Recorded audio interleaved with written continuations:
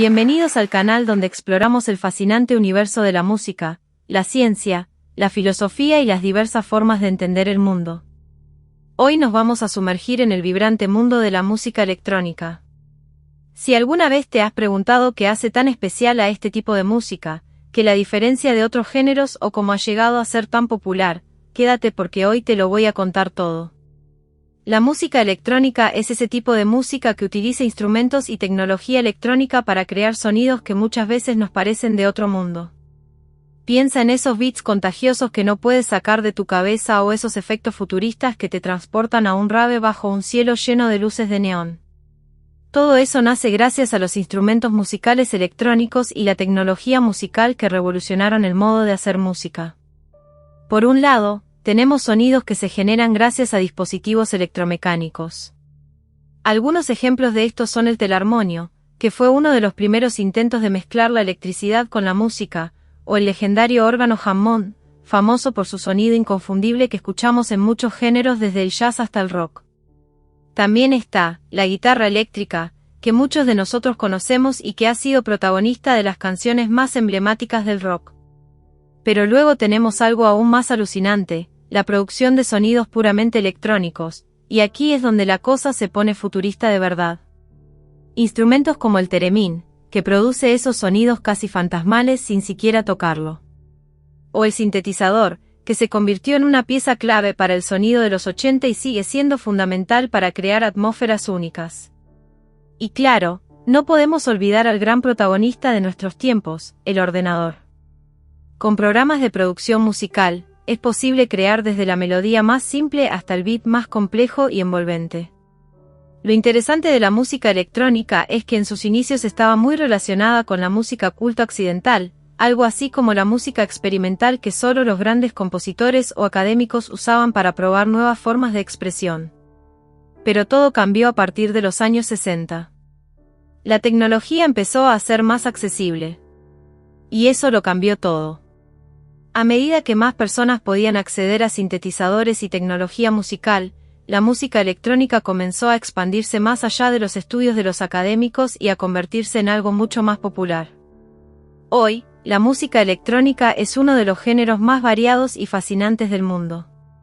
Existen estilos para todos los gustos, desde la música experimental, para los que quieren algo totalmente único y fuera de lo común, hasta la superpopular EDM, Electronic Dance Music, que es la banda sonora de las fiestas más épicas y de los festivales de música más grandes del planeta.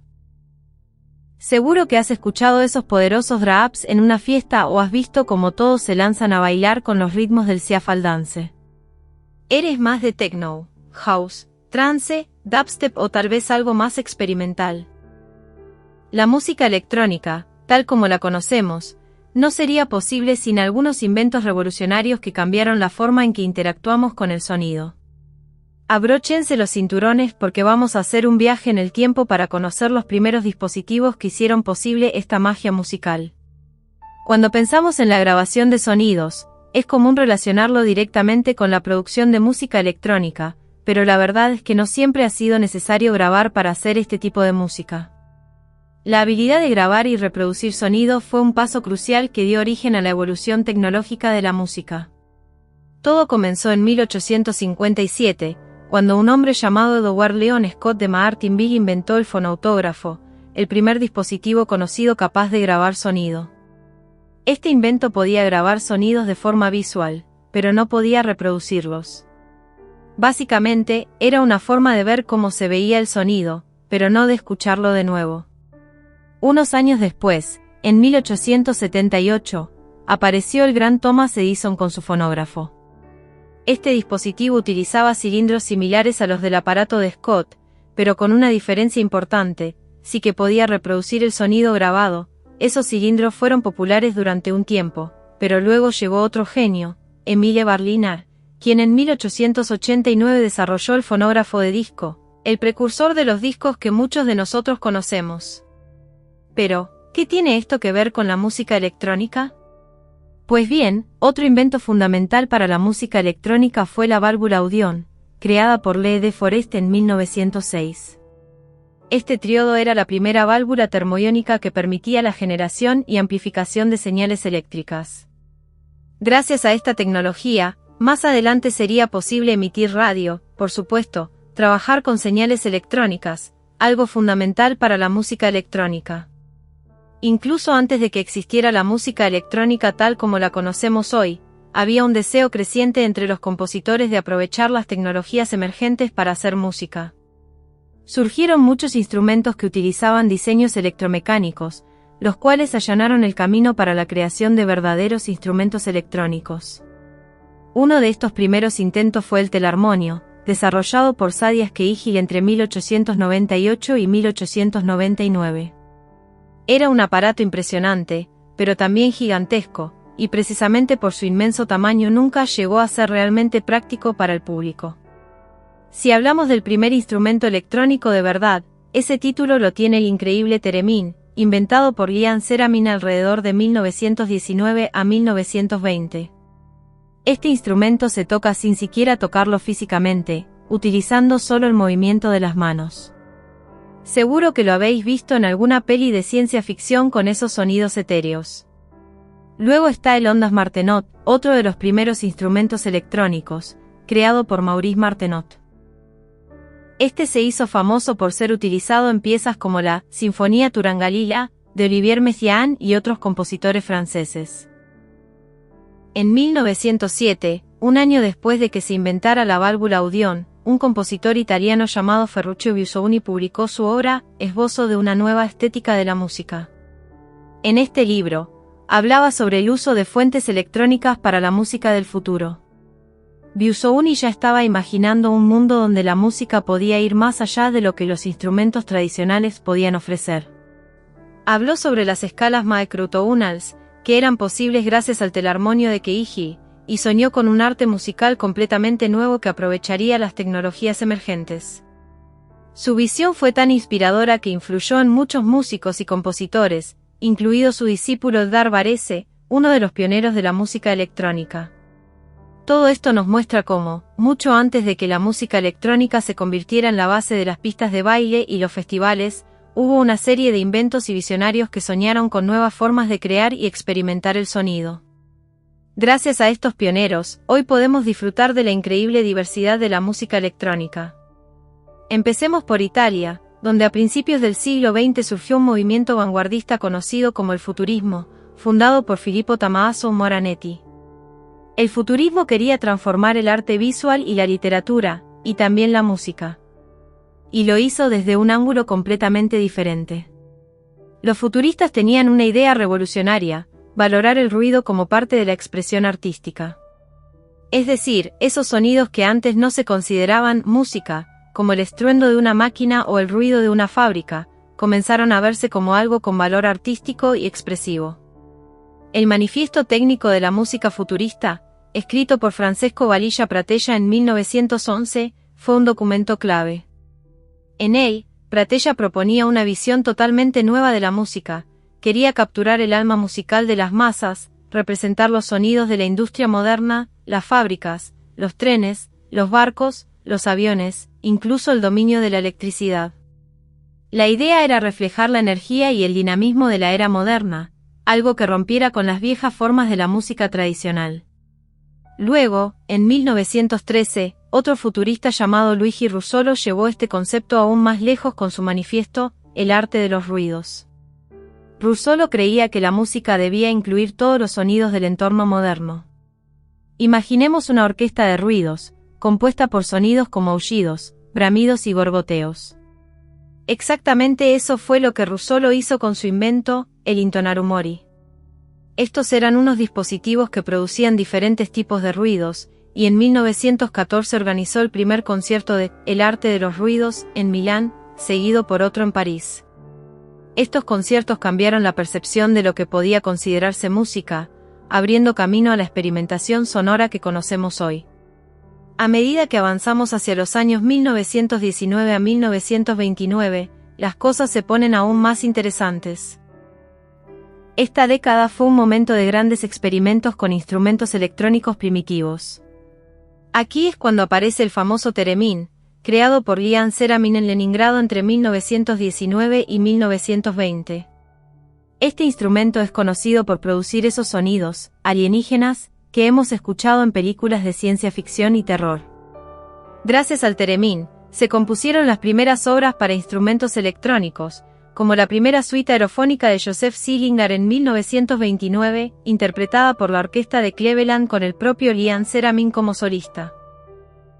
En 1927, la grabación de sonidos dio un nuevo salto con el desarrollo de un dispositivo de cinta magnética por J.A. O'Neill en Estados Unidos. No fue un gran éxito comercial, pero sirvió como base para futuros desarrollos. Más tarde, en 1929, el ingeniero alemán Fritz Flaumer patentó la cinta magnética que se convertiría en un estándar de grabación de audio. En 1928, el músico francés Maurice Martenot inventó el Ondas Martenot, un instrumento que fue muy influyente en la música de vanguardia y en bandas sonoras. El Ondas Martenot funcionaba con un teclado, un altavoz y un generador de baja frecuencia, y su sonido se controlaba con un anillo metálico que el intérprete llevaba en su dedo índice. Este instrumento fue especialmente popular en la música contemporánea, y todavía se toca hoy en día. En 1929, el compositor estadounidense George Chantail también quiso hacer algo revolucionario y creó una ópera inacabada llamada Mr. Bloom, que utilizaba dispositivos mecánicos, motores y amplificadores, adelantándose a lo que vendría más tarde con el arte sonoro y la música electrónica. Durante esos mismos años, también se empezó a experimentar con la grabación de sonido de una manera visual gracias al método foto-óptico. Este método, que se usaba en el cine, permitía obtener una imagen visible de la onda de sonido, lo cual fue un paso importante para sintetizar sonidos y explorar más posibilidades en la música electrónica. Por otro lado, el arte sonoro también comenzó a desarrollarse. Los primeros en explorar esta forma de expresión fueron artistas como Tristan Tzara, Kurt Withers y el propio Moranetti. Estos artistas experimentaban con todo tipo de sonidos y formas, desafiando lo que se consideraba música y llevando el arte sonoro a nuevos territorios. Y si avanzamos un poco hasta los años 1930 a 1939, es cuando encontramos a Laurent Hammond, quien fundó una compañía dedicada a la fabricación de instrumentos electrónicos. Junto a Ion M. Anert, fabricó en 1935 el famoso órgano Hammond, basado en los principios del telarmonio. Este instrumento fue clave para muchos géneros musicales, y aún hoy es parte esencial del jazz, el rock y la música electrónica. También desarrollaron las primeras unidades de reverberación, que se convertirían en un elemento fundamental en la producción de sonido. El magnetófono de alambre magnético de baja fidelidad, que se utilizaba para grabar sonido, fue un primer paso importante hacia la posibilidad de grabar y manipular audio. En los años 1930, la industria cinematográfica también estaba haciendo lo suyo y se adaptó a los sistemas de grabación ópticos, lo cual fue un gran avance en la forma en la que se capturaba el sonido para las películas. En esa misma década, una empresa alemana llamada EGE hizo algo revolucionario: desarrolló el primer magnetófono de cinta práctico, conocido como el Magnetophone K1. Este fue presentado por primera vez en la Berlin Radio Show de 1935, y rápidamente se convirtió en una sensación. Durante la Segunda Guerra Mundial, un ingeniero llamado Walter Weber logró mejorar este dispositivo aplicando una técnica llamada AC/Baías, que permitía grabar con mucha más fidelidad. El Magnetophone K4 llegó a extender su respuesta de frecuencia hasta 10 kHz y una relación señal-ruido de 60 decibelios, algo que sobrepasaba cualquier otro sistema de grabación conocido en ese momento. Después de la guerra, varios de estos dispositivos fueron requisados por Jack Malin y llevados a Estados Unidos, donde sirvieron como base para el desarrollo de los primeros grabadores de cinta comerciales. Así fue como nació el Model 200 de Ampex, que se convirtió en la base de la grabación profesional en Norteamérica. La llegada de la cinta magnética trajo consigo una explosión de posibilidades sonoras. A diferencia de los discos, la cinta ofrecía algo fundamental: flexibilidad. Se podía ralentizar, acelerar, reproducir al revés e incluso editar físicamente cortando y uniendo pedazos de cinta.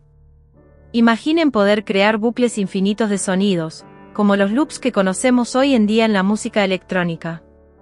Esta nueva tecnología también permitió aplicar efectos de eco y reverberación con mucha calidad, algo que antes era imposible de lograr con métodos mecánicos. Gracias a estas innovaciones, los músicos comenzaron a experimentar con nuevas técnicas de composición. Uno de los movimientos más importantes fue la música concreta, que nació en Francia y fue liderado por el visionario Pierre Schaeffer. En esencia, la música concreta consistía en tomar fragmentos de sonidos de la naturaleza o de la industria y editarlos juntos para crear composiciones únicas. No se trataba de música tocada con instrumentos tradicionales, sino de grabar sonidos reales y luego manipularlos para hacer algo totalmente nuevo. En 1948, Pierre Schaeffer, junto con Pierre Henry, comenzó a trabajar en estas ideas, creando las primeras piezas de música concreta. Estos dos pioneros cambiaron las reglas del juego al mostrar que cualquier sonido podía ser utilizado para crear música. En 1950, Schaeffer realizó el primer concierto de música concreta en la École Normale de Musique de París, y un año después, ambos colaboraron para crear la famosa Symphonie pour un homme seul, una obra que se considera la primera gran composición de este estilo. La idea de Schaeffer era romper con lo tradicional y llevar la música más allá de los límites convencionales. Y la cosa no quedó ahí, porque en 1951, la Organización Pública Francesa de Radiodifusión, Radiodiffusion Télévision Française, RTF, creó el primer estudio dedicado exclusivamente a la producción de música electrónica. Esta fue una iniciativa que no tardó en replicarse en otros países, convirtiéndose en una tendencia global. Ese mismo año, Schaeffer y Henry se aventuraron incluso más allá, produciendo una ópera llamada Orpheus, que usaba sonidos concretos y voces para contar una historia de una manera totalmente única. Gracias al desarrollo de la cinta magnética y a la creatividad de compositores como Schaeffer y Henry, el mundo de la música cambió para siempre. Se abrió un mundo de posibilidades infinitas donde los sonidos cotidianos se podían transformar en arte. Sin estas innovaciones, probablemente no existirían muchos de los géneros musicales y técnicas que hoy damos por sentado en la producción de música. En los años 50, el compositor Karl-Heinz Stockhausen emergió como una figura clave en el desarrollo de la música electrónica. En 1952, Stockhausen trabajó en el estudio de Pierre Schaeffer, donde ya se experimentaba con la llamada música concreta, pero fue su trabajo en el estudio de música electrónica de la Westdeutscher Rundfunk, WDR, de Colonia, en Alemania, lo que realmente marcó un antes y un después en su carrera. Este lugar se convertiría en el núcleo creativo de un nuevo movimiento que se diferenciaba de la música concreta, la Elektronische Musik. Schaeffer y sus colaboradores se enfocaban en manipular sonidos grabados de fuentes acústicas, como ruidos de la naturaleza o sonidos industriales. La Elektronische Musik se trataba de generar la música completamente desde cero utilizando señales electrónicas. Esta idea había sido ya propuesta en una tesis en 1949 por el físico Werner Meyer-Epler, quien imaginó un futuro donde la música pudiera ser sintetizada desde señales electrónicas, lo cual fue fundamental para el nacimiento de este estilo.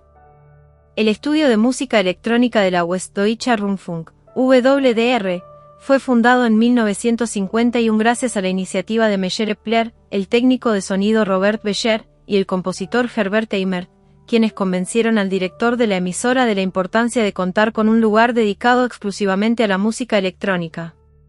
Ese mismo año, se transmitieron los primeros estudios de música electrónica por la radio y se presentaron en los cursos de verano de Darmstadt. Muy pronto, el estudio se convirtió en un lugar de referencia a nivel internacional, acogiendo a compositores de todas partes del mundo como Ernst Krenak, György Ligeti, Franco Evangelisti, Cornelius Cardew, Mauricio Cagel y Nam June Paik. Una de las fechas clave para este movimiento fue 1953, cuando se llevó a cabo una demostración pública en la sala de conciertos de la radio de Colonia, donde se interpretaron 7 piezas electrónicas creadas por compositores del estudio. Entre ellas se encontraban obras de Herbert Eimer, Karel Goeyvaerts, Paul Gridinge, Henry Pousseur y, por supuesto, Karl-Heinz Stockhausen. Algunos títulos importantes del programa fueron el Estudio 2 de Stockhausen, Glockenspiel de Eimer y Sismogramas de Pousseur.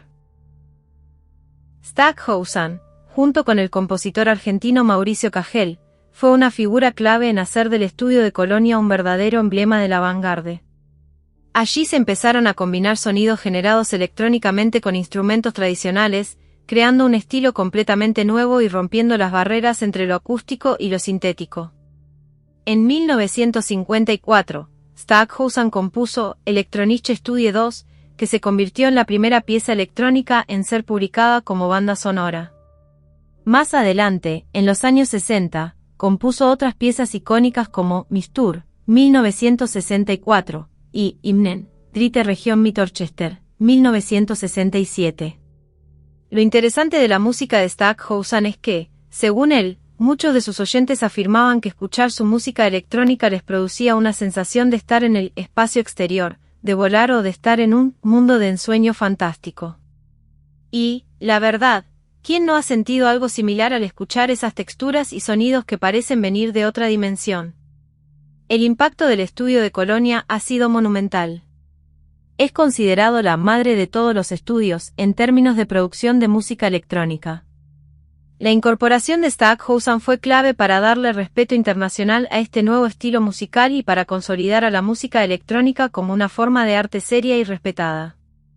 Muchos compositores que se formaron en el estudio llevaron esas ideas consigo y las desarrollaron a lo largo de sus carreras.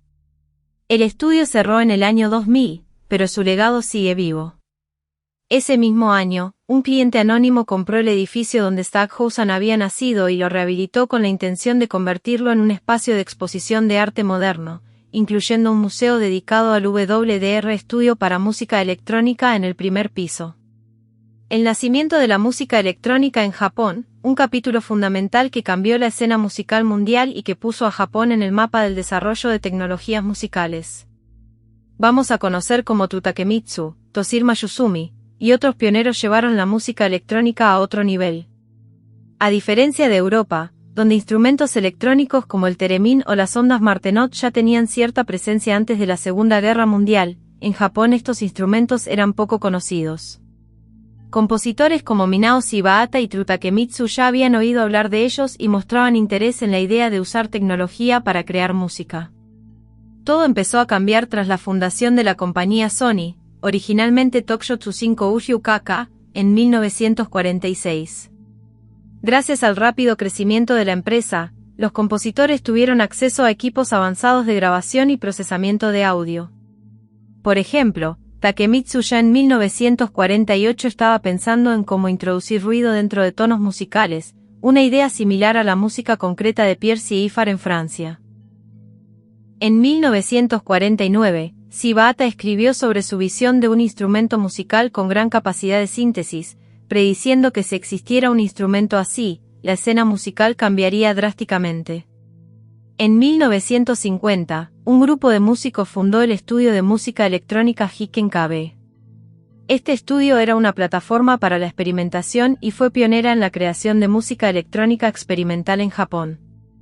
Entre sus miembros estaban figuras como Takemitsu, Kuniaro Akiyama y Hoji Uasa, y contaban con el apoyo de Sony, lo cual les permitió acceder a tecnología de vanguardia para sus composiciones. Takemitsu incluso fue contratado por Sony para componer música electroacústica para mostrar los magnetófonos de la empresa. Las primeras composiciones del grupo fueron creadas por Kuniaro Akiyama en 1951 e incluyeron piezas como Toraware no Ana y Pisbe. Muchas de las composiciones de Hiken KB también se usaron como música incidental para radio, cine y teatro. También ofrecían conciertos que eran verdaderas experiencias multimedia, ya que incluían diapositivas sincronizadas con bandas sonoras grabadas, algo muy novedoso para la época. Otros compositores japoneses como Yasushi Akutagawa, Saburo Tominaga y Seihiro Fukai también comenzaron a experimentar con música electroacústica durante los años 1952 y 1953. Durante estos años, Japón veía cómo la música electrónica iba ganando terreno, apoyada por la rápida adopción de nuevas tecnologías y la creatividad sin límites de sus compositores. Uno de los pioneros más importantes fue Toshiro Mayuzumi. Influenciado por un concierto de Pierre Schaeffer, Mayuzumi introdujo la música concreta en Japón en 1952 y compuso para medios como el cine y la radio. A diferencia de la música concreta en Europa, en Japón el objetivo era superar las limitaciones de la interpretación humana, por lo que muchos compositores se interesaron en usar técnicas como el serialismo y la dodecafonía. Un ejemplo de esto fue la pieza X, Y, Z for Musique Concrete, de Mayuzumi, donde se aplicaron estas técnicas al ámbito de la música electroacústica. A semejanza del estudio de música electrónica de la Westdeutsche Rundfunk en Colonia, que impulsó la Elektronische Musik de Karl-Heinz Stockhausen, la radiodifusora pública japonesa NHK estableció en 1955 un estudio de música electrónica en Tokio, que se convertiría en uno de los estudios más importantes del mundo. Este estudio fue impulsado por Toshiro Mayuzumi y estaba equipado con tecnología de vanguardia, incluyendo osciladores sinusoidales, magnetófonos, moduladores en anillo, y muchos otros dispositivos avanzados que permitían la creación de nuevas texturas sonoras. Entre los compositores asociados con este estudio se encontraban nombres como Minao Shibata, Hoji Yuasa, Toushi Chiyanagi y Tru Takemitsu. Algunas de las primeras composiciones electrónicas del estudio se completaron en 1955, como Studie y Music for Sine Wave by Proportion of Prime Number y Invention for Square Wave and Sawtooth Wave, de Mayuzumi. Estas piezas exploraban los tonos sinusoidales y la modulación para crear nuevas experiencias auditivas.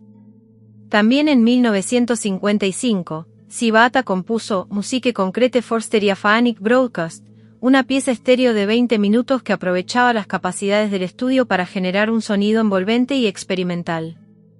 A finales de la década de 1950, Tru Takemitsu experimentó un cambio significativo en su enfoque artístico.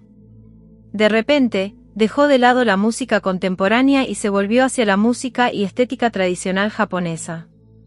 En 1959, inspirado por las campanas de los templos que escuchó en la víspera de Año Nuevo, Takemitsu se sumergió en el sintoísmo y el budismo. Fue entonces cuando escribió la sinfonía Nirvana, una obra que refleja su conexión con la espiritualidad y las tradiciones japonesas. La música electrónica comenzó en los Estados Unidos a principios de 1939, cuando el compositor John Cage presentó una obra que muchos consideran la primera composición electrónica en Estados Unidos, Imaginary Landscape número 1. Esta obra marcó el comienzo de algo revolucionario. Para su composición, Cage utilizó 2 tocadiscos de velocidad variable, grabadores de frecuencia, un piano silenciado, y platillos, combinando instrumentos convencionales y dispositivos electrónicos. Fue un primer paso crucial para mostrar el potencial de fusionar sonidos tradicionales con tecnología emergente. Mientras trabajaba en Seattle, Cage exploró con el equipo del estudio de grabación de la Carnegie School y desarrolló parte de esta pieza utilizando los tocadiscos de velocidad variable, mostrando la innovación que vendría a ser una característica de su estilo. Entre 1942 y 1952, Cage creó varias otras piezas bajo el nombre Imaginary Landscape, diseñadas principalmente para ser interpretadas por conjuntos de percusión. 2 de estas obras destacaron especialmente: Imaginary Landscape número 4, 1951, compuesta para 12 radios, y Imaginary Landscape número 5, 1952, que utilizó 42 grabaciones diferentes y fue creada con cinta magnética como soporte físico. Este tipo de innovación estaba muy adelantado para su tiempo y permitía a Cage explorar el concepto de sonido como materia prima más allá de las estructuras musicales convencionales. Otro hito importante fue la obra Williams Mix, una pieza comenzada en 1951 que utilizaba 8 altavoces para crear un efecto envolvente único. Aunque el compositor Otto Luning afirmó haberla coescrito con Cage, se considera que esta fue una colaboración en la que Cage tuvo el protagonismo. La pieza fue interpretada por primera vez en 1954 en el Festival de Donaueschingen en Alemania, y causó una fuerte impresión, por su innovación y uso de tecnologías novedosas para crear experiencias sonoras inmersivas. En 1951, junto con miembros de la Escuela de Nueva York, Cage fundó The Music for Magnetic Tape Project, el proyecto Música para cintas magnéticas, que también contó con la participación de figuras importantes como Earle Brown, Christian Wolff, David Tudor y Morton Feldman. El proyecto duró hasta 1954 y fue una de las primeras iniciativas vanguardistas de este tipo en Estados Unidos. No tenían un estudio propio, colaboraban con otros estudios, incluido el de Louis y Bebe Baron, pioneros también en la música electrónica. El grupo se enfocaba en la experimentación sonora, algo que Cage describió como una luz brillante en medio de la oscuridad social de la época. Durante este tiempo, Morton Feldman también hizo aportes importantes a la música experimental, como su obra Marginal Intersection, 1951. Esta composición estaba pensada para una combinación única de vientos, metales, percusión, cuerdas, osciladores y efectos de sonido, mostrando cómo los nuevos dispositivos electrónicos podían integrarse en orquestaciones más tradicionales. En 1951, la Universidad de Columbia adquirió su primera grabadora, una máquina Ampex profesional. Vladimir Ussachevsky, que enseñaba en la Facultad de Música, fue el encargado de usarla, y casi de inmediato comenzó a experimentar con sus posibilidades. Según Herbert Ruskol, Ussachevsky pronto quedó intrigado con los nuevos sonidos que podía lograr grabando y superponiendo instrumentos. Ussachevsky incluso dijo que se dio cuenta de que la grabadora podía ser un instrumento de transformación del sonido. Estas primeras experimentaciones se mostraron en un evento en el Teatro MC-Miching de la Universidad de Columbia el 8 de mayo de 1952, donde se presentaron diversas muestras de música de cinta y efectos, incluyendo transposición, reverberación, y una composición llamada Vals subacuático. En 1952, Ussachevsky fue invitado por Otto Luning a Bennington, Vermont para continuar con sus experimentaciones, lo cual marcó el inicio de una colaboración crucial para el desarrollo de la música electrónica en Estados Unidos. Juntos, desarrollaron sus primeras composiciones para grabadora de cinta en un ambiente de completa improvisación e inspiración, utilizando recursos muy limitados pero con una enorme creatividad. De manera informal, mostraron estas primeras piezas en una fiesta, donde fueron recibidos con entusiasmo por otros compositores que reconocieron su trabajo como el futuro de la música. Poco después, en octubre de 1952, Ussachevsky y Luning fueron invitados a realizar el primer concierto de música grabada en Estados Unidos, un evento patrocinado por American Composers Alliance y Broadcast Music, INC, y dirigido por el famoso director Leopold Stokowski en el Museo de Arte Moderno de Nueva York. Durante este concierto, se presentaron piezas como Fantasy in Space, de Luning, una obra impresionista que utilizaba grabaciones manipuladas de flauta, y Low Speed, una composición que llevaba la flauta a registros inusuales, creando un efecto sonoro exótico. El éxito de estos conciertos fue tal que Ussachevsky y Luning fueron invitados a una transmisión en vivo en el programa Today Show de la NBC. Durante la transmisión, realizaron la primera actuación electroacústica televisada. Luning improvisó algunas secuencias con su flauta, mientras Ussachevsky la sometía a transformaciones electrónicas en tiempo real, ofreciendo al público un vistazo de las posibilidades de la música del futuro. Uno de los nombres más emblemáticos de este movimiento fue Iannis Xenakis. Este compositor de origen griego, nacido en Rumanía, fundó la música estocástica, Musique stochastique, que utiliza algoritmos matemáticos y la probabilidad para crear composiciones únicas bajo ciertos parámetros. Xenakis fue un hombre de múltiples talentos, matemático, arquitecto colaborador de Le Corbusier, y sobre todo, un compositor adelantado a su tiempo. Su obra orquestal, Metástasis, 1953 a 1954, fue un claro ejemplo de cómo la matemática y la música se fusionaron de una manera muy visual, utilizando papel gráfico y reglas para calcular las trayectorias de los glissandos. Posteriormente, Xenakis llevó esta experimentación aún más lejos usando ordenadores para componer obras como ST4 para cuarteto de cuerdas y ST48 para orquesta. Xenakis siempre fue un defensor de la innovación. Sus composiciones a menudo eran malinterpretadas como frías debido al uso de matemáticas, algo que él mismo llegó a lamentar. Pero para Xenakis, la música debía ser algo que trascendiera las emociones convencionales y que empujara al oyente a un estado cósmico, casi abismal. Es necesario inventar la forma arquitectónica que libere la audición colectiva de todos sus inconvenientes, decía Xenakis. Para él, la música era un diálogo complejo consigo mismo, una exploración de lo desconocido. Por otro lado, en Australia, la computadora Xirac fue la primera del mundo en interpretar música.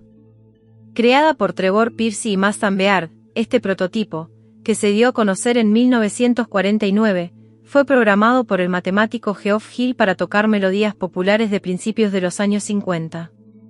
En 1951, Jacques Chirac interpretó públicamente el tema, que en el Boogie March, lamentablemente no se conservaron grabaciones originales.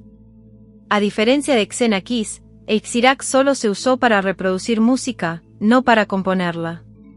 Su contribución fue esencial al mostrar que una computadora podía ser capaz de crear música, algo impensable para la época.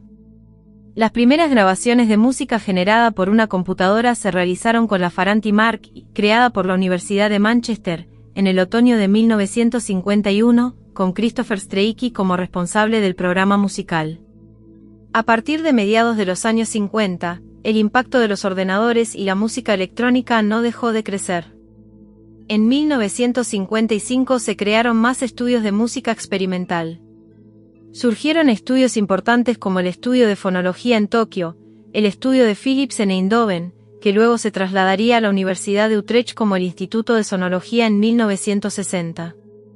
Un hito fundamental llegó en 1956, cuando Leharen Hillard y Leonard Isaacson compusieron la Iliad Suite para cuarteto de cuerda, que fue la primera obra completa compuesta con la asistencia de un ordenador mediante un algoritmo. Más adelante, Max Matthews en Bell Laboratories desarrolló el programa Music, que se convirtió en una herramienta crucial en la música electrónica. También fue en esta época cuando se desarrolló la tecnología del vocoder, que transformaría las capacidades de síntesis vocal en la música. En 1956, Karl-Heinz Stockhausen creó Gesang der Junglinge, la primera gran obra del estudio de Colonia, basada en un texto del libro de Daniel. Otro gran avance fue la invención del sintetizador Clavivox por Raymond Scott, en colaboración con Robert Moog, uno de los nombres más importantes en el desarrollo de la síntesis de sonido. Uno de los momentos icónicos en la historia de la música electrónica en Estados Unidos fue la banda sonora de Forbidden Planet, 1956, compuesta por Louis y Bebe Baron. Esta película de ciencia ficción utilizó exclusivamente circuitos electrónicos personalizados y grabadoras de sonido para crear la música, siendo la primera vez que un gran estudio de Hollywood se arriesgaba a utilizar música completamente electrónica para una producción cinematográfica. Esta música fue llamada tonalidades electrónicas en lugar de música, debido a la falta de un arreglo orquestal, algo que no fue bien recibido por la Federación Americana de Músicos. En 1957, apareció el sintetizador RCA Mark II Sound Synthesizer, un dispositivo que utilizaba osciladores de válvula termoiónica y que incorporaba el primer secuenciador. A diferencia de los Theremin o Ondes Martenot, este sintetizador no podía tocarse en tiempo real y requería una programación muy compleja. Fue instalado en el Columbia Princeton Electronic Music Center, donde aún permanece hoy. Más adelante, Milton Babbitt, influenciado por las ideas musicales de Schoenberg, comenzó a aplicar técnicas seriales a la música electrónica, lo cual dio lugar a composiciones revolucionarias para la época. Durante estos años, floreció una comunidad poderosa de músicos y compositores dedicados a explorar nuevas fronteras sonoras y a utilizar tecnologías emergentes. Fue una época donde se produjeron composiciones notables como Gargoyle, de Luning para violín y cinta, y la premiere de Contacte, de Karl-Heinz Stockhausen, una obra innovadora que incorporó sonidos electrónicos, piano y percusión. En Contacte, Stockhausen abandonó la forma musical tradicional, con su desarrollo lineal y clímax dramático, en favor de lo que él llamó forma momento. Esta técnica recuerda el estilo del cinematic splice que se usaba en el cine de principios del siglo XX, buscando una narrativa fragmentada y no lineal. Uno de los primeros sintetizadores en aparecer fue el Buchla, en 1963, creado por Morton Sabatnik, un pionero de la música concreta.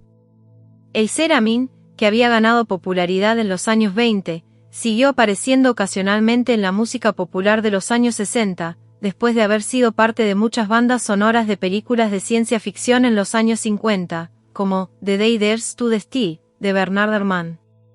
En el Reino Unido, el BBC Radiophonic Workshop, fundado en 1958, se destacó como uno de los estudios más influyentes del mundo. Su trabajo en la serie de ciencia ficción Doctor Who fue icónico, con Delia Davis y Ayar como una de sus artistas más reconocidas. En 1963, Debussy Ayer transformó el tema compuesto por Ron Greiner en la famosa melodía de Doctor Who, considerada por muchos como la pieza de música electrónica más conocida en el mundo. Debussy Ayer y sus colegas, como Dick Misch, Brian Hodgson, creador del efecto TARDIS, David Kain, John Baker, Paddy Kingsland y Peter Howell, contribuyeron enormemente a la atmósfera y efectos sonoros de la BBC, desarrollando bandas sonoras, sinfonías y efectos de sonido para TV y radio. Mientras tanto, en Israel, el compositor Joseph Tal fundó el Centre for Electronic Music en la Universidad Hebrea de Jerusalén en 1961, y al año siguiente, Hugh Kein instaló allí su Creative Tape Recorder. El trabajo del Columbia Princeton Electronic Music Center, CPEMC, fue crucial en este periodo. Milton Babbitt fue uno de los primeros en utilizar el sintetizador RCA en el CPEMC para sus trabajos electrónicos. Incluso el célebre Edgar Varese fue invitado al estudio en 1961 por Ussachevsky, con la asistencia de Mario Davidovsky y Bülent Arel. El auge del CPEMC inspiró la creación de centros como el Tape Music Center de San Francisco en 1963, fundado por Morton Sabatnik, Pauline Oliveros, Ramón Sender, Terry Riley y Anthony Martin. Un año después, se celebró el primer seminario de música electrónica en Checoslovaquia, promovido por la Radio Broadcast Station de Plzeň. El sintetizador Moog, desarrollado por Robert Moog en 1964, marcó otro avance significativo al ser el primer sintetizador analógico controlado por un sistema modular de voltaje. Posteriormente, Moog lanzó el Minimoog, un sintetizador más compacto que incluía un teclado, y que se convirtió en uno de los instrumentos más populares entre compositores y universidades. Uno de los ejemplos clásicos del uso del Moog fue el álbum Switched on Bach, de Wendy Carlos, que ayudó a popularizar el sintetizador en la música clásica. En 1966, Pierre Sieifar fundó el Grupo de las Sciences Musicales, GRM, dedicado al estudio, investigación y promoción de la música electrónica y el videoarte. Este grupo se convirtió en un espacio abierto para la difusión y creación de música contemporánea, integrando tecnologías avanzadas de audio y vídeo para presentaciones en vivo. En cuanto a la música por ordenador, el Xirac, el primer computador en reproducir música, lo hizo públicamente en 1951. A principios de los años 60, se realizaron demostraciones a gran escala de lo que se llamaría Computer Music, como una transmisión nacional en la red NBC para el programa Monitor en 1962. En 1961, Lafar Stuart utilizó el ordenador Cyclone para reproducir canciones populares, mostrando el potencial de los ordenadores como instrumentos musicales. Durante los años 50, 60 y 70, hubo avances significativos en la síntesis informática. En 1957, Max Matthews de Bell Labs desarrolló el programa Music, que se convirtió en un lenguaje pionero de síntesis digital. En París, el IRCAM emergió como el principal centro de investigación en música computacional. Este centro desarrolló el sistema informático Sogitech 4X, que introdujo procesamiento de señal en tiempo real. Una de las obras destacadas que utilizó este sistema fue Réponse, 1981, de Pierre Boulez, para 24 músicos y 6 solistas, en la que se emplearon altavoces para transformar y dirigir los sonidos de los solistas, creando una experiencia única e inmersiva. Este periodo fue crucial para la evolución de la música electrónica, con el surgimiento de nuevas tecnologías y centros dedicados al estudio y creación de música innovadora. En los Estados Unidos, la electrónica en directo se realizó por primera vez en los años 60 gracias a miembros del Milton Cohen's Space Theater en Ann Arbor, Michigan. Entre estos pioneros estaban Gordon Mama, Robert Ashley, David Tudor, y los integrantes de The Sonic Arts Union, fundada en 1966 por ellos, junto a Alvin Lucier y David Berman. Los festivales 11, organizados por Ashley y Mama entre 1958 y 1969, se convirtieron en una plataforma fundamental para la música multimedia y experimental. Uno de los primeros ejemplos de electrónica en vivo fue Cartridge Music, de John Cage, compuesta en 1960. Paul Bley y Annette Peacock, músicos de jazz, fueron de los primeros en usar sintetizadores Moog en sus conciertos hacia finales de los años 60. Peacock incluso usaba un sintetizador muy modificado para procesar su voz en vivo y en grabaciones, lo cual era bastante novedoso para la época. Con el paso del tiempo, comenzaron a formarse festivales que congregaban a muchos artistas de la escena electrónica, volviéndose eventos de gran popularidad. Algunos de los festivales más importantes de este género son Love Parade, Tomorrowland, Ultra Music Festival, Street Parade, Climax, Defon 1, Electric Daisy Carnival, Creamfields y muchos más. Estos festivales se convirtieron en puntos de encuentro para los amantes de la música electrónica y continúan creciendo cada año, expandiendo la esencia del género. En 1967, la compañía KEO, que luego se conocería como Korg, comenzó a producir teclados y sintetizadores. El primer sintetizador de KEO, el Mini Korg, fue lanzado en 1973, y a partir de ahí la marca Korg se convirtió en una de las más reconocidas, lanzando sintetizadores a precios accesibles que fueron fundamentales en el desarrollo de la música electrónica durante las décadas de los 70 y 80. En los años 70, la música electrónica comenzó a ganar popularidad. Charles Wuorinen compuso Times in Comium en 1970, convirtiéndose en la primera composición completamente electrónica en ganar el premio Pulitzer. El uso de sintetizadores en la música rock se generalizó con bandas como Pink Floyd, Tangerine Dream, Yes y Emerson, Lake y Palmer. En la música popular de los años 70, bandas como Dereza Dance y Can lideraron el movimiento experimental que integraba la música electrónica. Can fue uno de los primeros grupos en usar loops de cinta para la percusión, mientras que Dereza Dance diseñaron sus propias cajas de ritmos.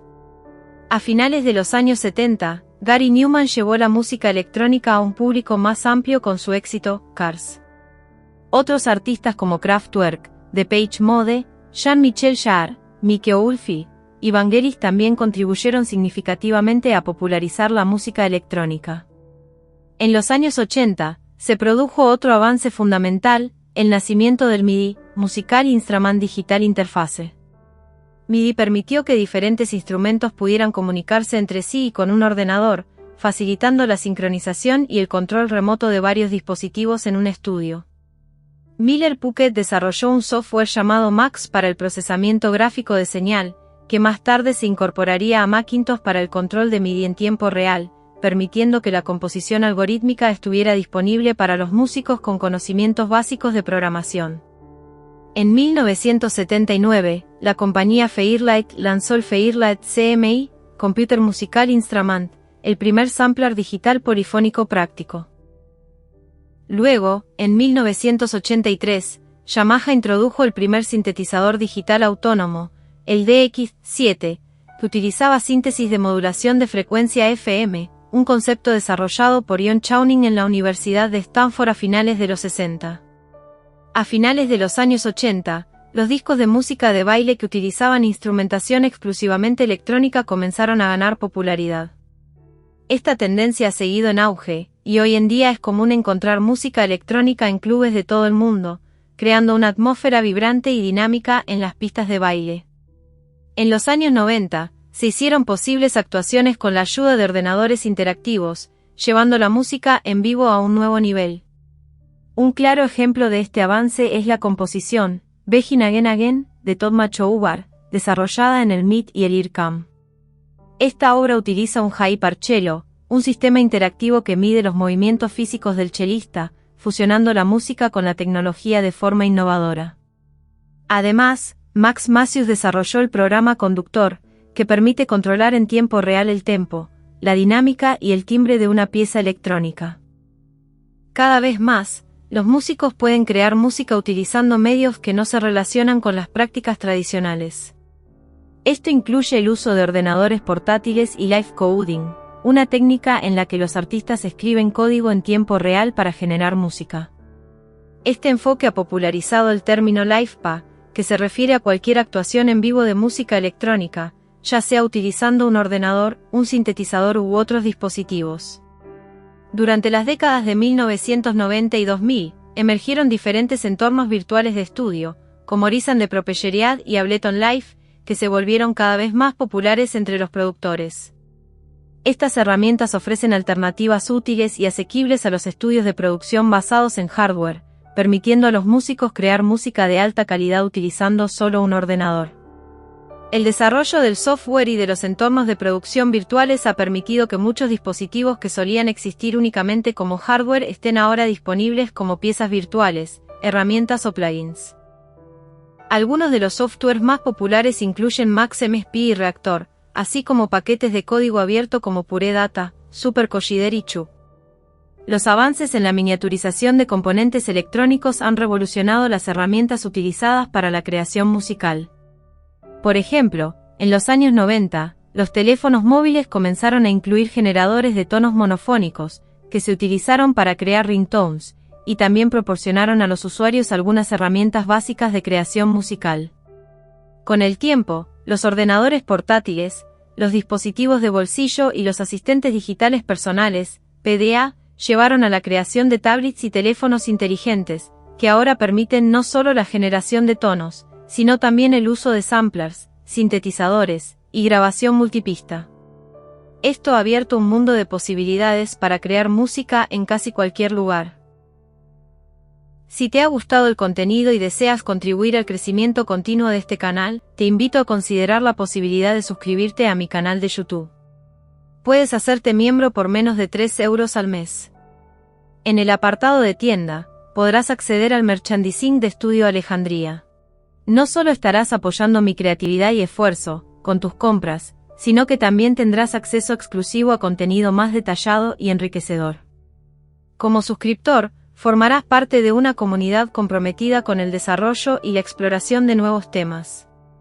Tu apoyo es fundamental para seguir creando contenido. Únete a la comunidad y sé parte de esta emocionante aventura. Y hasta aquí llegamos con este emocionante contenido. Si te ha gustado y quieres seguir explorando temas fascinantes como este, no olvides suscribirte al canal y activar la campanita para recibir notificaciones de nuestros nuevos vídeos.